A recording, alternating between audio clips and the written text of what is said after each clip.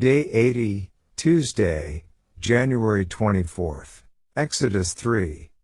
Exodus 3:1-22 NKJV. Now Moses was tending the flock of Jethro his father-in-law, the priest of Midian, and he led the flock to the back of the desert, and came to Horeb, the mountain of God. And the angel of the Lord appeared to him in a flame of fire from the midst of a bush.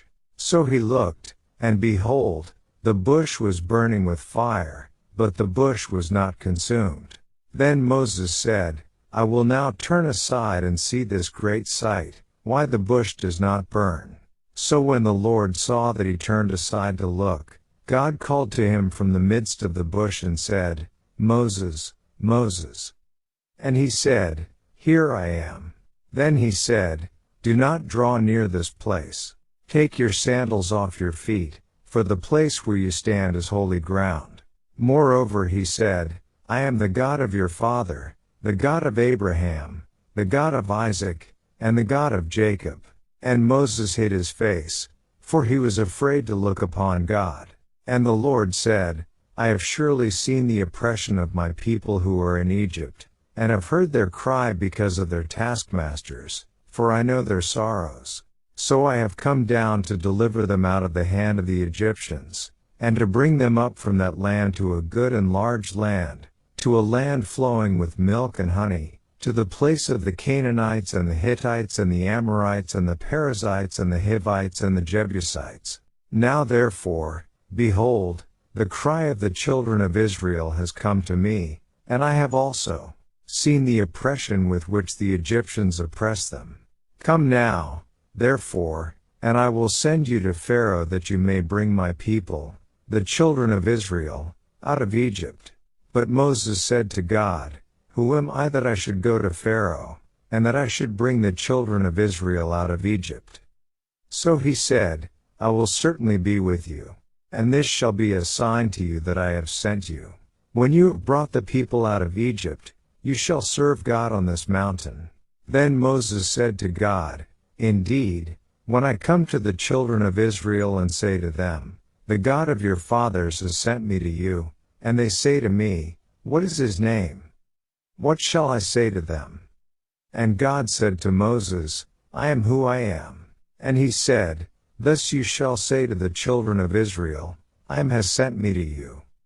Moreover God said to Moses, Thus you shall say to the children of Israel, The Lord God of your fathers, the God of Abraham, the God of Isaac, and the God of Jacob, has sent me to you.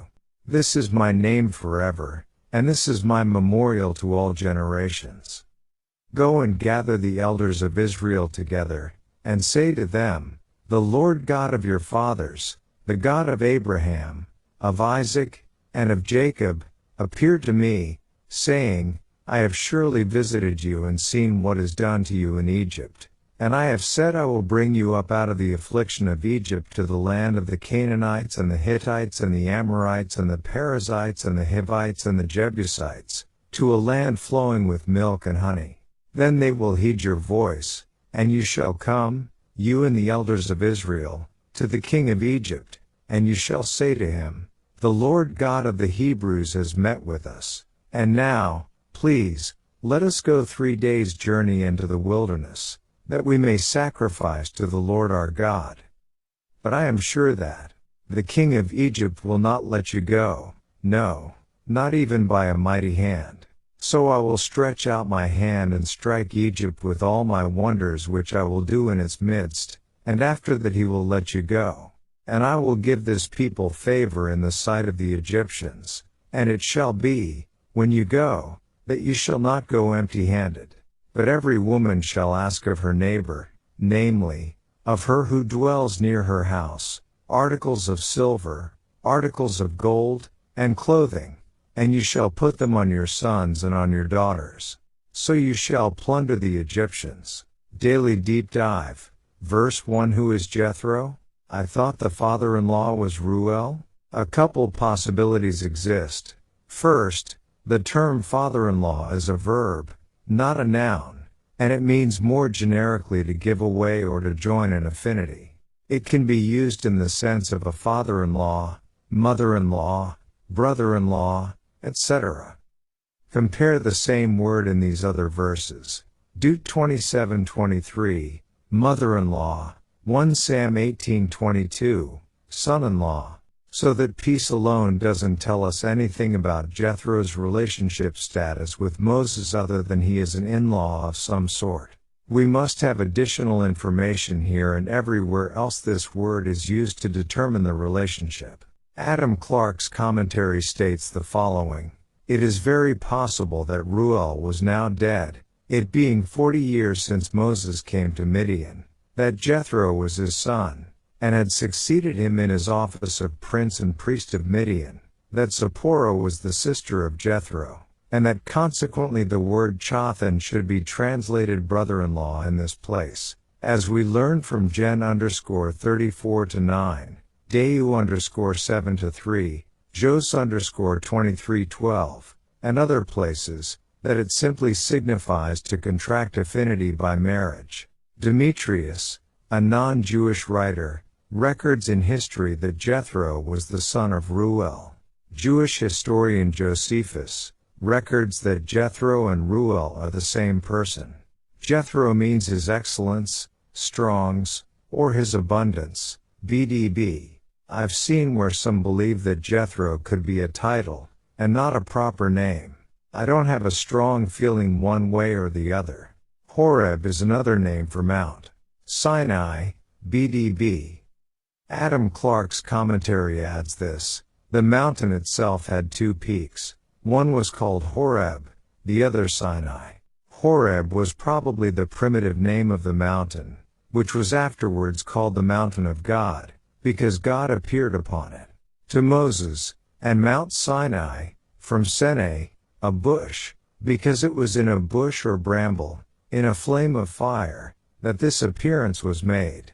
Verse 2. We spoke in a previous study how this Hebrew word for angel simply means messenger, and the translation to angel is influenced by the New Testament Greek word agolos. This messenger of the Lord is clearly the God being the Word, the one who would later be born of a woman as Jesus Christ. Compare verse 14 with John 8:58. We also see clearly in verse 4 that this being is a God family being. Verse 5.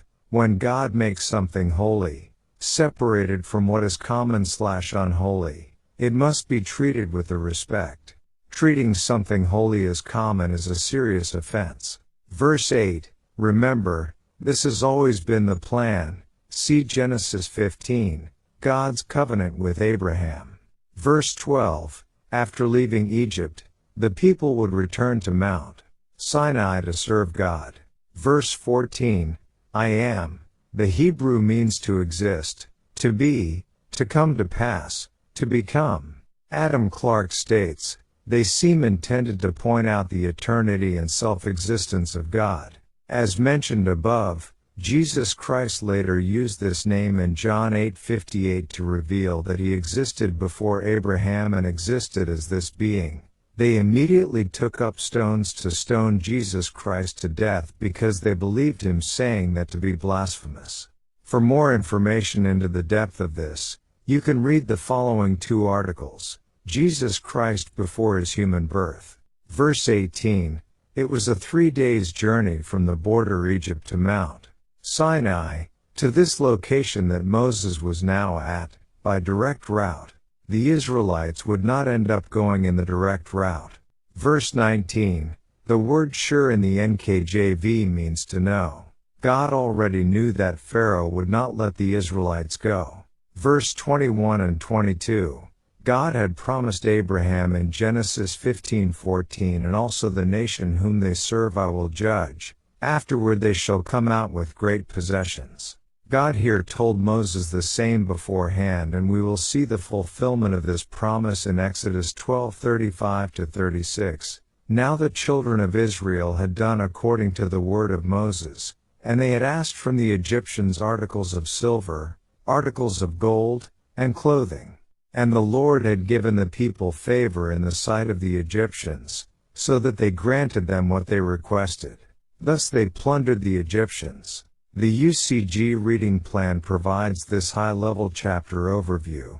The time has come for God to deliver the Israelites in accordance with the prophecy given to Abraham in Genesis 15. The Almighty calls Moses from tending the flock, confronting him in a miraculous sight, a bush that, while burning with fire, was not consumed. God stated the fact that he was the God of Abraham, Isaac, and Jacob, to whom the covenant promises were given. And it was now time to fulfill part of that covenant by bringing the Israelites out of captivity and into the land he had promised to their descendants.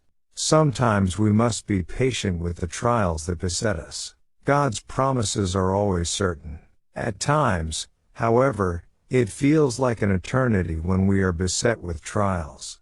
Yet when God does step in, his intervention is quick. And shall not God avenge his own elect who cry out day and night to him, though he bears long with them? I tell you that he will avenge them speedily. Nevertheless, when the Son of Man comes, will he really find faith on the earth? Luke 18:7-8. Just as God prepared Moses for what was going to be taking place, including the very outcome, he prepares his people today for events that will take place in the future. And,